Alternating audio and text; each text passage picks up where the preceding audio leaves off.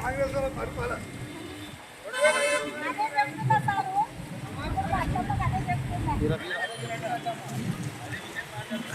అదే విషయం మాట్లాడుతున్నాం. ఇంకా ఎమ్మెల్యేలు తిరుగుతారు కానీ ఎగ్జాక్ట్గా అనిపిస్తుందండి.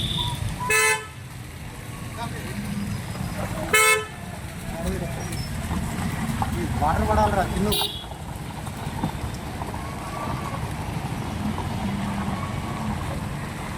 పైకి కొడుకున్నా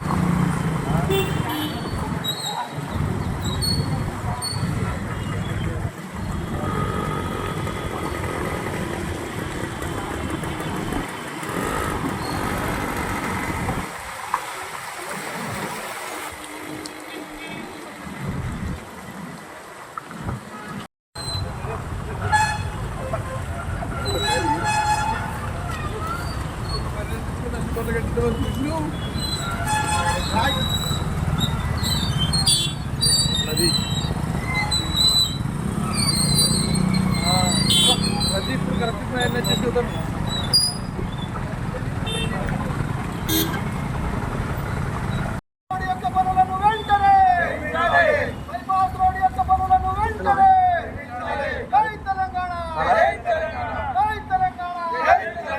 వచ్చేది వీడియో కిందికి నీళ్ళకి సుందర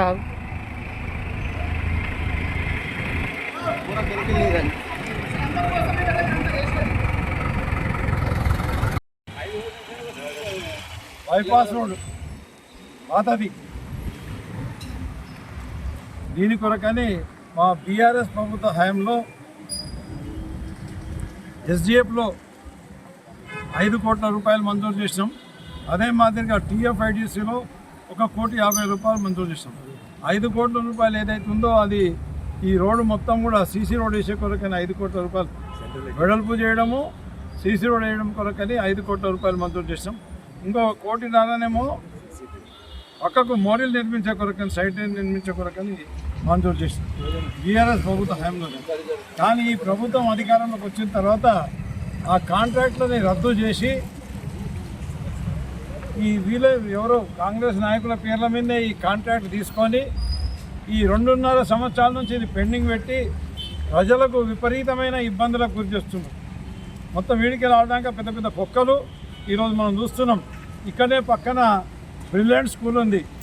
ఈ రోడ్డు మీదనే ఎన్నో హాస్పిటల్స్ ఉన్నాయి, బ్యాంక్స్ ఉన్నాయి, అన్నీ ఉన్నాయి. కానీ ఈ రోడ్ని వాళ్ళు అభివృద్ధి చేయకుండా, మేము మంజూరు చేసిన దాన్ని అభివృద్ధి చేయకుండా, వాళ్ళు మంజూరు చేయకపోతే చేయకపోయా, వాళ్ళకి చేత కాదు, వాళ్ళు చేయాలని తెలుసు.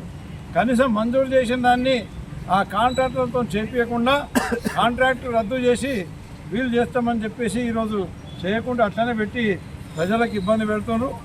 వెంటనే ఈ రోడ్ని పనులు ప్రారంభించి పూర్తి చేయాలని చెప్పేసి నేను ఈ కాంగ్రెస్ ప్రభుత్వాన్ని హెచ్చరిస్తున్నా. ఎమ్మెల్యే గారు, మీరు కేవలం డబ్బులు వసూలు కొరకే ఎగబడ్డారు. మీరు ఏమంటారు? కమిషన్ల కొరకే ఎగబడ్డారు. కాంట్రాక్టర్ల దగ్గర కమిషన్ రావాలి.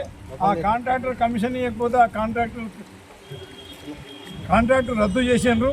అదే మాదిరిగా రియల్ ఎస్టేట్ల మీద పడి రియల్ ఎస్టేట్ వాళ్ళ దగ్గర కమిషన్లు అడుగుతారు, అధికారుల దగ్గర కమిషన్లు అడుగుతారు, వార్డెన్ల దగ్గర కమిషన్లు అడుగుతారు.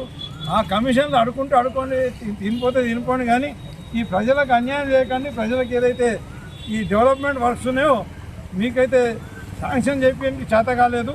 మా ప్రభుత్వంలో శాంక్షన్ అయినాయన్న ఆ కాంట్రాక్టర్లకు ఒత్తిడి చేసి అవన్నీ పూర్తి చేయాలని చెప్పేసి, లేకపోతే ఇంకా కూడా పెద్ద ఎత్తున ఆందోళనలు ఉంటాయి. ఈరోజు ఎంత దారుణమైన పరిస్థితి ఉన్నది. పోయిన వాళ్ళు వచ్చిన వాళ్ళు అందరూ తిప్పుకుంటూ పోతారు. ఆ శాపనాలు తలగన్నా మీరు చక్కగా అయితే బాగుంటుండే. మరి మీరు ఇమీడియట్గా మీ వైఖరి మార్చుకొని ఈరోజు నారాయణఖేడ్ పట్టణాన్ని అన్ని రంగాల అభివృద్ధి కొరకని మీరు కూడా కృషి చేయాలి. అదే మాదిరిగా ఈ బైపాస్ రోడ్ ఏదైతే పనులు శాంక్షన్ అయినాయో ఆ బైపాస్ రోడ్ పనులు తొందరగా ప్రారంభించి మరి వెంటనే పూర్తి చేయాలని చెప్పేసి అది కూడా నాణ్యమైన పనులు చేయాలి.